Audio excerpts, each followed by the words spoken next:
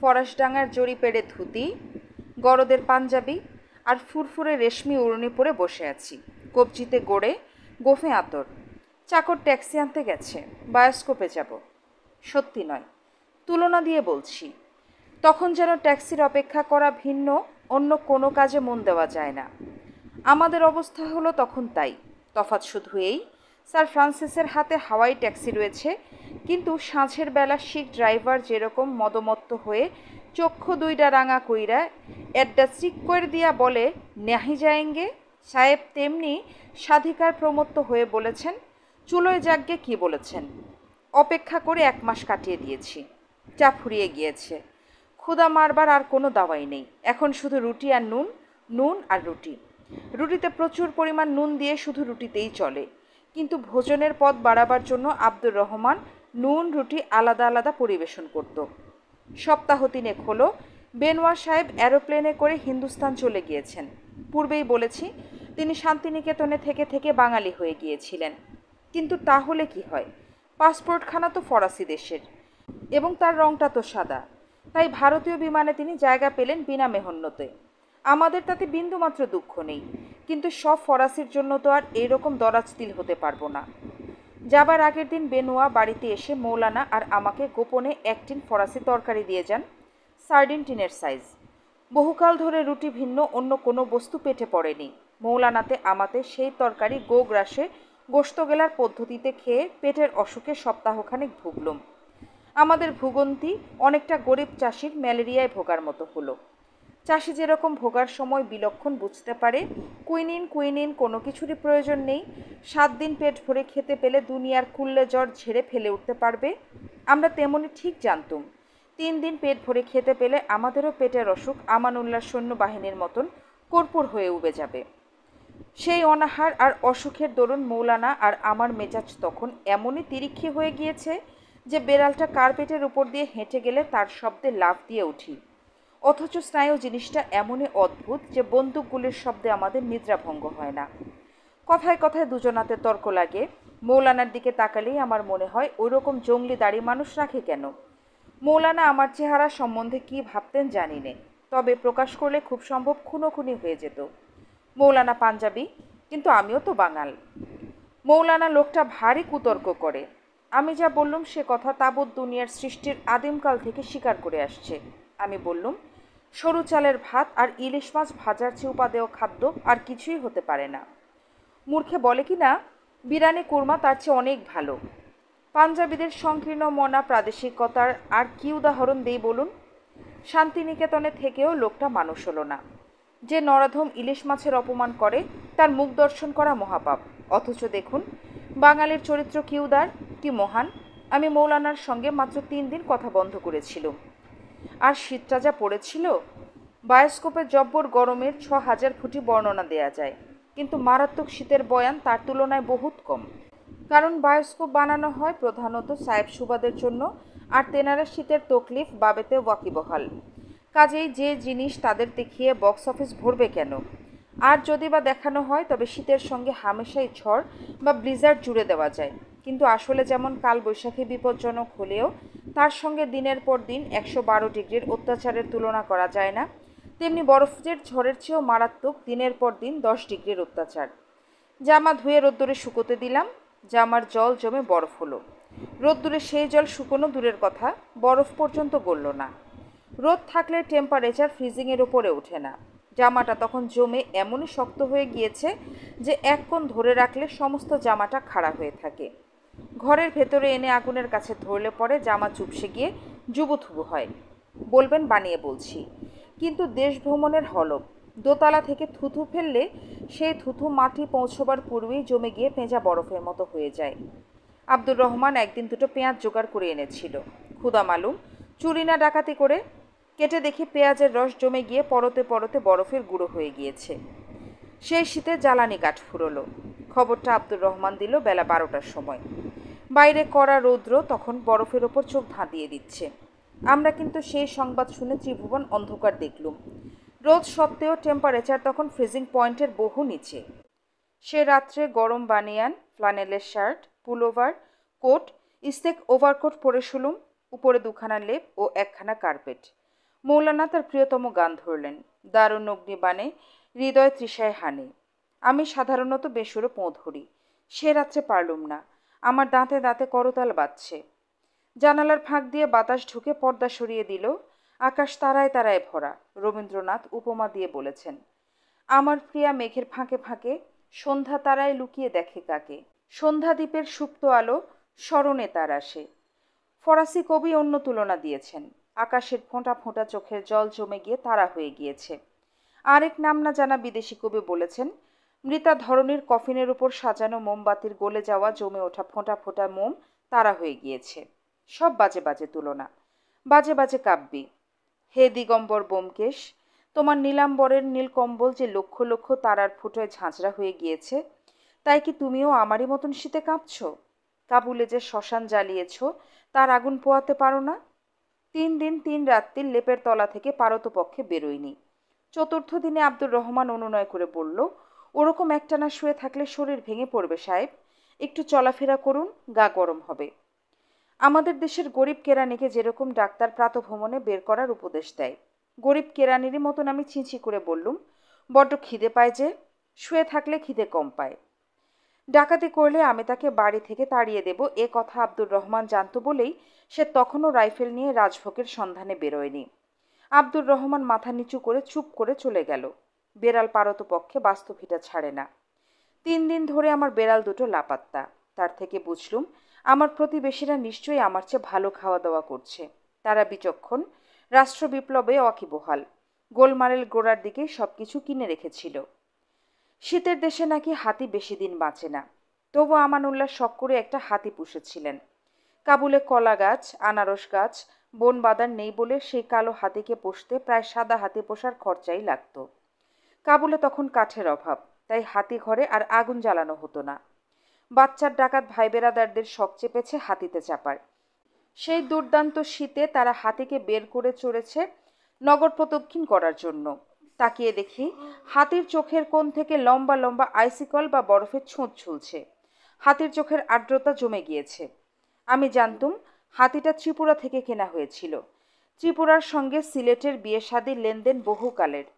সিলেটের জমিদার খুন করে ফেরারি হলে চিরকারই ত্রিপুরার পাহাড়ে টিপারাদের মধ্যে আশ্রয় নিয়েছে। হাতিটার কষ্ট আমার বুকে বাজল। তখন মনে পড়ল রিমার্কের চাষা বন্দুক গুলি অগ্রাহ্য করে ট্রেঞ্চের ভেতর থেকে উঠে দাঁড়িয়েছিল, জখমি ঘোড়াকে গুলি করে মেরে ফেলে তার যন্ত্রণা থেকে নিষ্কৃতি দেবার জন্য। কুকুরের চোখে মুখের বেদনা সহজেই ধরা পড়ে। হাতিকে কাতর হতে কেউ কখনো দেখেনি, তাই তার বেদনা বোধ যখন প্রকাশ পায় তখন সে দৃশ্য বড় নিদারুণ। আমানুল্লাহর বিস্তর মোটর গাড়ি ছিল। বাচ্চার সঙ্গী সাথীরা সেই মোটরগুলো চড়ে চড়ে 3 দিনের ভেতরে সব পেট্রোল শেষ করে দিল। শহরের সর্বত্র এখন দামি দামি মোটর পড়ে আছে। যেখানে যেই গাড়ির পেট্রোল শেষ হয়েছে, বাচ্চার ইয়াররা সেখানেই সেই গাড়ি ফেলে চলে গিয়েছে। জানালার কাঁচ পর্যন্ত তুলে দিয়ে যায়নি বলে গাড়িতে বৃষ্টি বরফ ঢুকেছে। পাড়ার ছেলেপিলেরা গাড়ি নিয়ে ধাক্কাধাক্কি করাতে 2-1টা নর্দমায় কাত হয়ে পড়ে আছে। আমাদের বাড়ির সামনে একখানা আনকরা বিউইক ঝলমল করছে। আব্দুর রহমানের ভারী শখ গাড়িখানা বাড়ির ভেতরে টেনে আনার। বিদ্রোহ শেষ হলে চড়বার ভরসা সে রাখে। আমানুল্লাহ তো সেই কোন ফরাসি রাজার মতো আপরে মওয়ালা দোল দেলুজ গম হয়া তো জগ হয়া বলে কান্দাহার পালালেন। আব্দুর রহমান বলে, আপরে দা দেলুজ অতমবিল, বন্যার পর পলিমাটি। আমাদের কাছে যেমন সব ব্যাটা গোড়ার মুখ একরকম মনে হয়, আব্দুর রহমানের কাছে তেমনি সব মোটরের এক চেহারা। কিছুতেই স্বীকার করবে না যে দেলুজের পর রাজবাড়ির লোক চোরাই গাড়ির সন্ধানে বেরিয়ে গাড়িখানা ছিনে নিয়ে সেখানা পূর্বে গ্যারাজে আর তাকে পূর্বে জেলে। অপটিমিস্ট। কাবুলে প্রায় ভূমিকম্প হয়, অনেকটা শিলংয়ের মতো। হলে সবাই ছুটে ঘর থেকে বেরোয়। দুপুরবেলা জোর ভূমিকম্প হলো। আমি আর মৌলানা 2 খাটে শুয়ে ধুঁকছি। কেউ খাট ছেলে বেরোলাম না। যেন অন্তহীন মহাকাল ভেজর ভেজর করার পর এক ভাষণ বিলাসী আপন বক্তৃতা শেষ করে বললেন, আপনাদের অনেক মূল্যবান সময় অজানাতেই নষ্ট করে ফেলেছি বলে মাপ চাইছি। আমার সামনে ঘড়ি ছিল না বলে সময়ের আন্দাজ রাখতে পারিনি। শ্রোতাদের একজন চটে গিয়ে বলল, কিন্তু সামনের দেয়ালে যে ক্যালেন্ডার ছিল, তার কি? সেদিকে তাকালেন না কেন? মৌলানা আর আমি বহুদিন হলো ক্যালেন্ডারের দিকে তাকানো বন্ধ করে দিয়েছি। তবু জমে যাওয়া হাড় ক্ষণে ক্ষণে স্মরণ করিয়ে দেয় যে এখনো শীতকাল। ইতোমধ্যেই ফরাসি, জার্মান প্রভৃতি বিদেশি পুরুষেরা ভারতীয় প্লেনে কাবুল ত্যাগ করেছেন। স্ত্রীলোকেরা তো আগেই চলে গিয়েছিলেন। শেষটায় শুনলুম ভারতীয় পুরুষদের কেউ কেউ স্যার ফ্রান্সিসের ফেভারে স্বদেশে চলে যেতে পেরেছেন। আমার নামে তো ঢেরা, কাজী মৌলানাকে বললুম তিনি যদি প্লেনে চাপবার মৌকা পান তবে যেন পিছন পানে না তাকিয়ে যুধিষ্ঠিরের মতো সোজা পিতৃলোকে চলে যান। অনুজ যদি অনুক হবার সুবিধে না পায় তবে তার জন্য অপেক্ষা করলে ফল পিতৃলোকে প্রত্যাগমন না হয়ে পিতৃলোকের মহাপ্রয়াণই হবে। চাণক্য বলেছেন, উৎসবে, ব্যসনে এবং রাষ্ট্র বিপ্লবে যে দাঁড়ায় সে বান্ধব। এ স্থলে সেই নীতি প্রযোজ্য নয়, কারণ চাণক্য স্বদেশে রাষ্ট্র বিপ্লবের কথাই ভাবছিলেন।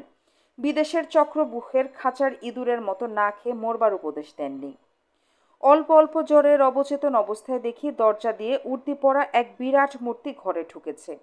দুর্বল শরীর, মনও দুর্বল হয়ে গিয়েছে। ভাবলুম বাচ্চায় সকালের জল্লাদি হবে। আমার সন্ধানে এখন এখানে আর কে আসবে?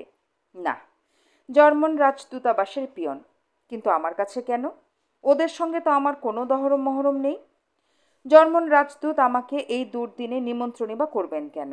আবার পই পই করে লিখেছেন, বড্ড জরুরি এবং পত্রপাঠ যেন আসি। 2 মাইল বরফ ভেঙে জার্মান দূতাবাস। যাই কি করে, আর গিয়েই বা হবে কি? কোনো ক্ষতি যে হতে পারে না সেই বিষয়ে আমি নিশ্চিত, কারণ আমি বসে আছি সিঁড়ির শেষ ধাপে। আমাকে লাথি মারলেও এর নিচে আমি নামতে পারি না।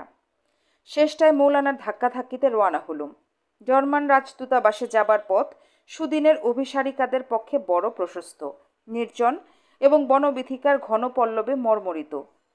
রাস্তার এক পাশ দিয়ে কাবুল নদী এঁকে বেঁকে চলে গিয়েছে। তারই রসে সিক্ত হয়ে হেথায় নবকুঞ্জ, হোথায় পঞ্চচিনার। নিতান্ত অরসিকজনও কল্পনা করে নিতে পারে যে লুকোচুরি রসকেলের জন্য এর চেয়ে উত্তম বন্দোবস্ত মানুষ চেষ্টা করেও করতে পারত না। কিন্তু এই দুর্দিনে সেই রাস্তা চোর ডাকাতদের বেহেশত, পদাতিকের গোরস্থান। আব্দুর রহমান বেরোবার সময় ছোট পিস্তলটা জোর করে ওভারকোটের পকেটে পুরে দিয়েছিল। নিতান্ত ফিচেল চোর হলে এটা কাজে লেগেও যেতে পারে। এসব রাস্তায় হাঁটতে হয় সগর্বে, সদম্ভে, ডাইনে বাঁয়ে না তাকিয়ে মাথা খাড়া করে। কিন্তু আমার সেই তাগত কোথায়? তাই শীষ দিয়ে দিয়ে চললুম এমনই কায়দায় যেন আমি নিত্যে নিত্যে এই পথ দিয়ে যাওয়া আসা করি। পথের শেষে পাহাড়, বেশ উঁচুতে রাজদূতাবাস। সে চড়াই ভেঙে যখন শেষটায় রাজদূতের ঘরে গিয়ে ঢুকলুম তখন আমি ভিজে ন্যাকড়ার মতো নেতিয়ে পড়েছি। রাজদূত মুখের কাছে ব্র্যান্ডির গ্যালাস ধরলেন। এত দুঃখেও আমার হাসি পেল। মুসলমান মরবার পূর্বে মদ খাওয়া ছাড়ে, আর আমি মরবার আগে মদ খাওয়া ধরব নাকি? মাথা নাড়িয়ে অসম্মতি জানালুম। জার্মানরা কাজের লোক, ভনিতা না করেই বললেন, বেনোয়ার সাহেবের মুখে শোনা আপনি নাকি জার্মানিতে পড়তে যাবার জন্য টাকা কামাতে এদেশে এসেছিলেন। হ্যাঁ, আপনার সব টাকা নাকি এক ভারতীয় মহাজনের কাছে জমা ছিল এবং সে নাকি বিপ্লবে মারা যাওয়ায় আপনার সব টাকা খোয়া গিয়েছে। আমি বললুম, হ্যাঁ। রাজদূত খানিকক্ষণ ভাবলেন, তারপর জিজ্ঞেস করলেন, আপনি বিশেষ করে কেন জার্মানিতেই যেতে চেয়েছিলেন বলুন তো? আমি বললুম, শান্তিনিকেতন লাইব্রেরিতে কাজ করে ও বিশ্বভারতীয় বিদেশি পণ্ডিতদের সংসর্গে এসে আমার বিশ্বাস হয়েছে যে উচ্চশিক্ষার জন্য আমার পক্ষে জার্মানি সবচেয়ে ভালো হবে। এছাড়া আরও একটা কারণ ছিল, সেটা বললুম না। রাজদূতেরা কখন খুশি কখন বেজার হয় সেটা বোঝা গেলে নাকি তাদের চাকরি যায়। কাজেই আমি তার প্রশ্নের কারণের তাল ধরতে না পেরে বায়া তবলা কোলে নিয়ে বসে রইলুম। বললেন, আপনি ভাববেন না এ কটি খবর সঠিক জানবার জন্যই আপনাকে কষ্ট করে এখানে নিয়ে এসেছি। আমি শুধু আপনাকে জানাতে চাই, আমার দ্বারা যদি আপনার জার্মান যাওয়ার কোনো সুবিধা হয় তবে আমি আপনাকে সেই সাহায্য আনন্দের সঙ্গে করতে প্রস্তুত। আপনি বলুন, আমি কী প্রকারে আপনার সাহায্য করতে পারি? আমি অনেক ধন্যবাদ জানালুম। রাজদূত উত্তরের অপেক্ষায় বসে আছেন, কিন্তু আমার চোখে কোনো পন্থাই ধরা দিচ্ছে না। হঠাৎ মনে পড়ে গেল, খোদা আছেন, গুরু আছেন। বললুম, জার্মান সরকার প্রতি বছর 2-1টি ভারতীয়কে জার্মানিতে উচ্চশিক্ষার জন্য বৃত্তি দেন। তারই একটি যদি আমাকে জোগাড় করে দিতে পারেন তবে। বাধা দিয়ে রাজদূত বললেন, জার্মান সরকার যদি একটি মাত্র বৃত্তি একজন বিদেশিকেও দেন তবে আপনি সেটি পাবেন, আমি কথা দিচ্ছি। আমি অনেক ধন্যবাদ জানিয়ে বললাম, পোয়েট ট্যাগরের কলেজে আমি পড়েছি, তিনি খুব সম্ভব আমাকে সার্টিফিকেট দিতে রাজি হবেন। রাজদূত বললেন, তাহলে আপনি এত কষ্ট করে কাবুল এলেন কেন? ট্যাগরকে জার্মানিতে কে না চিনে? আমি বললুম, কিন্তু পোয়েট সবাইকে অকাতরে সার্টিফিকেট দেন। এমনকি এক তেল কোম্পানিকে পর্যন্ত সার্টিফিকেট দিয়েছেন যে তাদের তেল ব্যবহার করলে নাকি টাকে চুল গজায়। রাজদূত মৃদু হাস্য করে বললেন, চেগোর বড় কবি জানতুম, কিন্তু এত সহৃদয় লোক সে কথা জানতুম না। অন্য সময় হলে হয়তো এই খেয়ে ধরে জার্মানিতে রবীন্দ্রনাথ প্রবন্ধের মাল মশলা জোগাড় করে নিতুম, কিন্তু আমার দেহ তখন বাড়ি ফিরে খাটে শোবার জন্য আঁকুবাঁকু লাগিয়েছে। উঠে দাঁড়িয়ে বললুম, এ দুর্দিনে যে আপনি নিজের থেকে আমার অনুসন্ধান করেছেন, তার জন্য আপনাকে ধন্যবাদ দেবার মতো ভাষা আমি খুঁজে পাচ্ছি নে। বৃত্তি হলে ভালো, না হলেও আমি সয়ে নিতে পারবো, কিন্তু আপনার সৌজন্যের কথা কখনো ভুলতে পারবো না। রাজদূতও উঠে দাঁড়ালেন। সেকেন্ডের সময় হাতে সহৃদয়তার চাপ দিয়ে বললেন, আপনি নিশ্চয়ই বৃত্তিটা পাবেন, নিশ্চিন্তে থাকুন। দূতাবাস থেকে বেরিয়ে বাড়িটার দিকে আরেকবার ভালো করে তাকালুম। সমস্ত বাড়িটা আমার কাছে যেন মধুময় বলে মনে হলো। তীর্থের উৎপত্তি কি করে হয় সে সম্বন্ধে আমি কখনো গবেষণা করিনি। আমার মনে হলো সহৃদয়তা, করুণা, মৈত্রীর সন্ধান যখন এক মানুষ অন্য মানুষের ভেতর পায়, তখন তাকে কখনো মহাপুরুষ, কখনো অবতার, কখনো দেবতা বলে ডাকে এবং তার পাদপীঠকে জড়জেনেও পুণ্যতীর্থ নাম দিয়ে অজরামর করে তুলতে চায়। এবং সে বিচারের সময় মানুষ উপকারের মাত্রা দিয়ে কে মহাপুরুষ কে দেবতা সে কথা যাচাই করে না। তার স্পর্শকাতর হৃদয় তখন কৃতজ্ঞতার বন্যায় সব তর্ক যুক্তি, সব পরিপ্রেক্ষিতে, সব পরিমাণ জ্ঞানকে ভাসিয়ে দেয়। শুধু একটি পরিমাণ জ্ঞান আমার মন থেকে তখনও ভেসে যায়নি এবং কস্মিনকালেও যাবে না। যে ভদ্রলোক আমাকে এই দুর্দিনে স্মরণ করলেন তিনি রাজদূত, স্যার ফ্রান্সিস হামফ্রিসও রাজদূত। কিন্তু আর না। ভাবপ্রবণ বাঙালি একবার অনুভূতিগত বিষয়বস্তুর সন্ধান পেলে মূল বক্তব্য বেবাক ভুলে যায়। তিতিক্ষ পাঠক, এ স্থলে আমি করজোড়ে আপনার কাছে ক্ষমা চাইছি। জার্মান রাজদূতের সঙ্গে আমার যোগাযোগের কাহিনীটা নিতান্ত ব্যক্তিগত এবং তার বয়ান ভ্রমণ কাহিনীতে চাপানো যুক্তিযুক্ত কিনা সে বিষয়ে আমার মনে বড় দ্বিধা রয়ে গিয়েছে। কিন্তু ব্যক্তিগত অভিজ্ঞতার যে হিরণময় পাত্রে সত্যস্বরূপ রস লুকায়িত আছেন, তার ব্যক্তি হিরণ আপন চাকচিক্য দিয়ে আমার চোখ এমন ধাঁধিয়ে দিয়েছে যে তাই দেখে আমি মুগ্ধ। সেই পুষণ কোথায়, যিনি পাত্রখানি উন্মোচন করে আমার সামনে নৈর্ব্যক্তিক আনন্দঘন চিরন্তন রসসত্তা তুলে ধরবেন? বিপ্লবের একাদশী, ইংরেজ রাজদূতের বিদগ্ধ বর্বরতা, জার্মান রাজদূতের অযাচিত অনুগ্রহ, অনাত্মীয় বৈরাগ্যে নিরীক্ষণ করা তো আমার কর্ম নয়। জার্মান রাজদূতাবাস থেকে বেরিয়ে মনে পড়ল, 12 বছর পূর্বে আফগানিস্তান যখন পরাধীন ছিল, তখন আমির হবিবুল্লাহ রাজা মহেন্দ্র প্রতাপকে এই বাড়িতে রেখে অতিথি সৎকার করেছিলেন। এই বাড়ির পাশেই হিন্দুস্তানের সম্রাট বাবর বাদশার কবর। সে কবর দেখতে আমি বহুবার গিয়েছি। আর যাবার কোনো প্রয়োজন ছিল না, কিন্তু কেন জানি নে পা দুখানা আমাকে সেদিকেই টেনে নিয়ে গেল। খোলা আকাশের নিচে কয়েক ফালি পাথর দিয়ে বানানো অত্যন্ত সাদাসিধে কবর। মোগল সরকারের নগণ্যতম মুহুরিদের কবরও হিন্দুস্তানে এর চেয়ে বেশি জৌলস ধরে। এ কবরের তুলনায় পুত্র হুমায়ুনের কবর তাজমহলেরও বাড়া। আর আকবর জাহাঙ্গীর যেসব স্থাপত্য রেখে গিয়েছিলেন সেসব তো বাবুরের স্বপ্নকেও ছাড়িয়ে যায়। বাবুরের আত্মজীবনে যারা পড়েছেন তারা এই কবরের পাশে দাঁড়ালে যে অনুভূতি পাবেন, সে অনুভূতি হুমায়ুন বা শাহজাহানের খবরের কাছে পাবেন না। বাবুর মোগল বংশের পত্তন করে গিয়েছেন এবং আরও বহু বহু বীর বহু বহু বংশের পত্তন করে গিয়েছেন, কিন্তু বাবুরের মতো সুসাহিত্যিক রাজা রাজরাদের ভেতর তো নেই, সাধারণ লোকের মধ্যেও কম। এবং সাহিত্যিক হিসেবে বাবুর ছিলেন অত্যন্ত সাধারণ মাটির মানুষ, এবং সেই তত্ত্বটি তার আত্মজীবনীর পাতায় পাতায় বারবার ধরা পড়ে। কবরের কাছে দাঁড়িয়ে মনে হয় আমি আমারই মতো মাটির মানুষ, যেন এক আত্মজনের সমাধির কাছে এসে দাঁড়িয়েছি। আমাদের দেশের একজন ঐতিহাসিক সিজারের আত্মজীবনের সঙ্গে বাবুরের আত্মজীবনের তুলনা করতে গিয়ে প্রথমটির প্রশংসা করেছেন বেশি। তার মতে বাবুরের আত্মজীবনী এই শ্রেণীর লেখাতে দ্বিতীয় স্থান পায়। আমি ভিন্নমত পোষণ করি, কিন্তু এখানে সেই তর্ক জুড়ে পাঠককে আর হয়রান করতে চাইনে।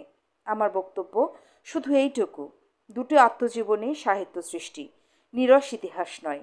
এর মধ্যে ভালো মন্দ বিচার করতে হলে ঐতিহাসিক হবার কোনো প্রয়োজন নেই।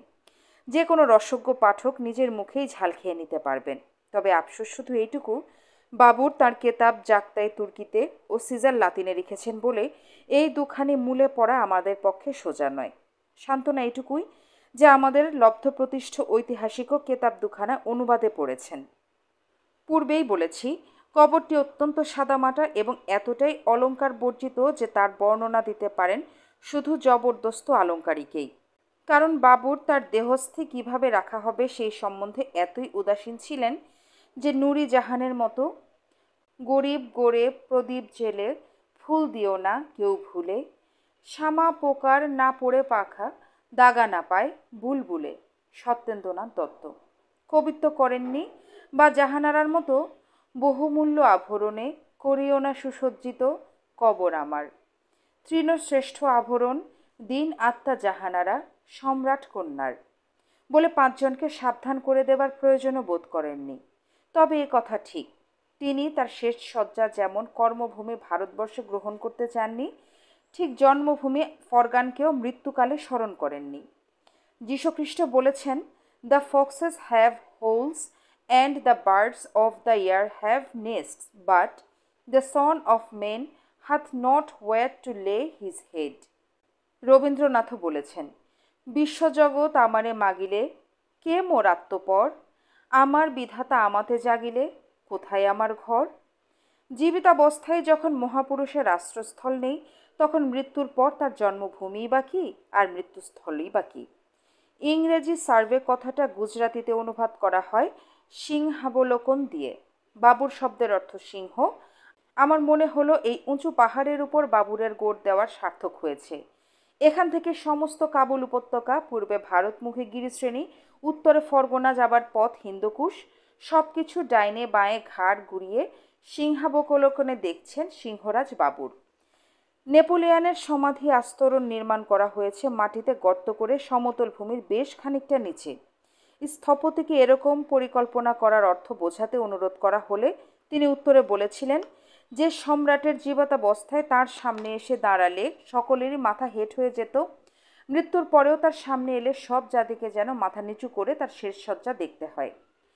ফরগান গিরি শিখরে দাঁড়িয়ে যে বাবুর সিংহাবলোকন দিয়ে জীবনযাত্রা আরম্ভ করেছিলেন, যে সিংহাবকলন দক্ষতা বাবুরের শিরে হিন্দুস্তানের রাজমুকুট পরিয়েছিল, সেই বাবুর মৃত্যুর পরেও কি সিংহাবকলন করতে চেয়েছিলেন? জীবন মরণের সন্ধিক্ষণে দাঁড়িয়ে তাই কি বাবুর কাবুলের গিরি শিখরে দেহাস্থি রক্ষা করার শেষাদেশ দিয়েছিলেন? কিন্তু কি পরস্পর বিরোধী প্রলাপ বকছি আমি? একবার বলছি, বাবু তার শেষ শয্যা সম্বন্ধে সম্পূর্ণ উদাসীন ছিলেন, আর তার পরক্ষণেই ভাবছি মৃত্যুর পরেও কি তিনি তার বিহারস্থলের সম্মোহন কাটিয়ে উঠতে পারেননি? তবে কি মানুষের চিন্তা করার কল মগজে নয়, সেটা পেটে? না খেতে পেরে যে যন্ত্র স্টিয়ারিং ভাঙা মোটরের মতো চতুর্দিকে এলোপাতাড়ি ছুটোছুটি লাগিয়েছে। পিছনে ফিরে শেষবারের মতো কবরের দিকে তাকাতে আমার মনের সব দ্বন্দ্বের অবসান হলো। বরফের শুভ্র কম্বলে ঢাকা ফকির বাবুর খোদা তালার সামনে সেজদা দিয়ে যেন অন্তরের শেষ কামনা জানাচ্ছেন। কি সেই কামনা? ইংরেজ ধর্ষিত ভারতের জন্য মুক্তি মোক্ষ নাজাত কামনা করেছেন। শিবাজি উৎসবে গুরুদেব গিয়েছিলেন। মৃত্যু সিংহাসনে আজ বসিয়াছে অমর মূরতি সমুন্নত ভালে, যে রাজকিরীট শোভে তার দিব্যজ্যোতি লুকাবে না কভু কোনো কালে। তোমারে চিনেছি আজ হে রাজন, চিনেছি চিনেছি, তুমি মহারাজ। তব রাজকর লয়ে ৮ কোটি বঙ্গের নন্দন দাঁড়াইবে আজ। প্রথম সেটি আবৃত্তি করলুম, তারপর কুরআন শরীফের আয়াত পড়ে পরলোকগত আত্মার সদ্গতির জন্য মোনাজাত করে পাহাড় থেকে নেমে বাবুরশা গ্রামে এলুম। শুনেছি মানস সরোবর যাবার পথে নাকি তীর্থযাত্রীরা অসহ্য কষ্ট সত্ত্বেও মরে না, মরে ফেরার পথে। শীত বরফ পাহাড়ের চড়াই উতরাই সহ্য হয়ে যাওয়ার সত্ত্বেও তখন নাকি তাদের সম্মুখে আর কোনো কাম্য বস্তু থাকে না বলে মনের জোর একদম লোপ পেয়ে যায়। ফিরে তো যেতে হবে সেই আপন বাসভূমে। দৈনন্দিন দুঃখ যন্ত্রণা আশা নিরাশার একটানা জীবন স্রোতে এ বিরাট অভিজ্ঞতার পর সেই পতন এতই ভয়াবহ বলে মনে হয় যে তখন সামান্যতম সংকটের সামনে তীর্থযাত্রী ভেঙে পড়ে আর বরফের বিছানায় সেই যে শুয়ে পড়ে তার থেকে আর কখনো ওঠে না। আমার পা আর চলে না, কোমর ভেঙে পড়েছে, মাথা ঘুরছে, শীতে হাত পায়ের আঙুলের ডগা জমে আসছে, কান আর নাক অনেকক্ষণ হলো সম্পূর্ণ অচেতন হয়ে গিয়েছে। জোরে হেঁটে যে গা গরম করব সেই শক্তি আমার শরীরে আর নেই। নির্জন রাস্তা, হঠাৎ মোড় ঘুরতেই দেখি উল্টো দিক থেকে আসছে গোটা আষ্টেক উর্দি পরা সেপাই। ভালো করে না তাকিয়ে বুঝতে পারলুম এরা বাচ্চায়ের সকালের দলের ডাকাত। আমানুল্লাহর পলাতক সৈন্যদের ফেলে দেওয়া উর্দি পরে নয়া শাহেনশাহ বাদশাহ ভুঁইফোর ফৌজের গণ্যমান্য সদস্য হয়েছেন। পিঠে চকচকে রাইফেল ঝোলানো, কোমরে বুলেটের বেল্ট আর চোখে মুখে যে ক্রূর লোলুপ ভাব, তার সঙ্গে তুলনা দিতে পারি এমন চেহারা আমি জেলের বাইরে ভেতরে কোথাও দেখিনি। জীবনের বেশিরভাগ এরা কাটিয়েছে লোকচক্ষুর অন্তরালে, হয় গোরস্থানে, নয় পর্বত গুহার আলো অন্ধকারে। পুঞ্জীভূত আশুষ্ক পুরী স্তূপকে শুকর উল্টে পাল্টে দিলে যে বীভৎস দুর্গন্ধ বেরোয়, রাষ্ট্র বিপ্লবের উৎক্ষিপ্ত এই দস্যুদল আমার সামনে সেই রূপ গন্ধ নিয়ে আত্মপ্রকাশ করল।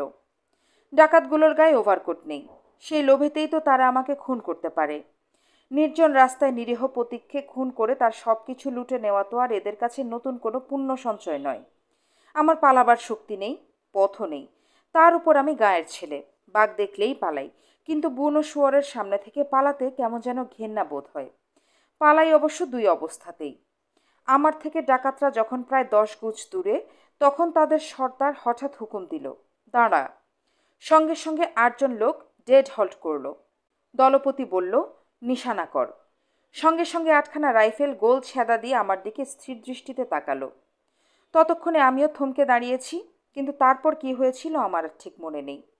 আমার স্মরণ শক্তির ফিল্ম পরের বিস্তর ডেভেলপ করেও তার থেকে এতটুকু আঁচড় বের করতে পারিনি। আমার চৈতন্যের শাটার তখন বিলকুল বন্ধ হয়ে গিয়েছিল বলে মনের সুপার ডবল এক্সও কোনো ছবি তুলতে পারেনি।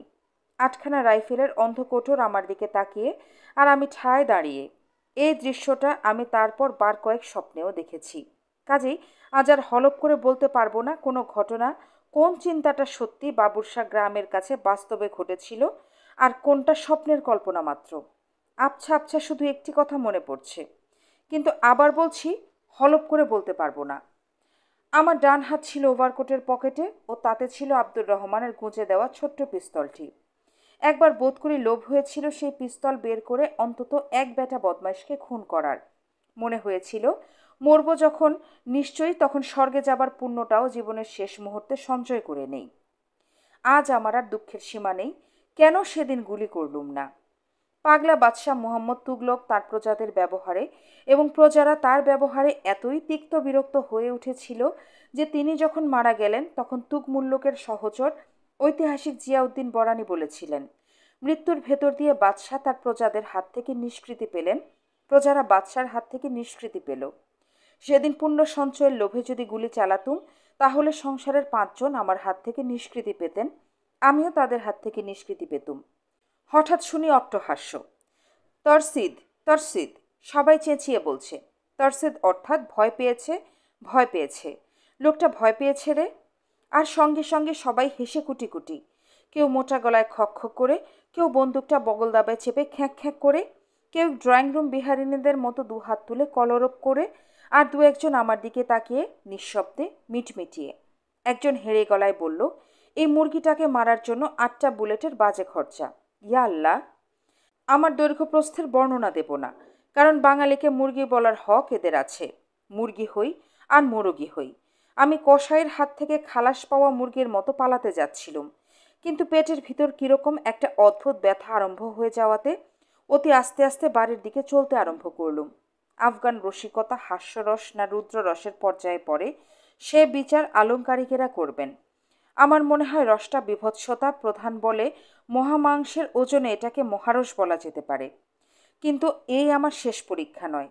বাড়ি থেকে ফার্লংখানেক দূরে আরেক দল ডাকাতের সঙ্গে দেখা, কিন্তু এদের সঙ্গে নতুন ঝকমকে ইউনিফর্ম পরা একটি ছোকরা অফিসার ছিল বলে বিশেষ দুশ্চিন্তাগ্রস্ত হলুম না।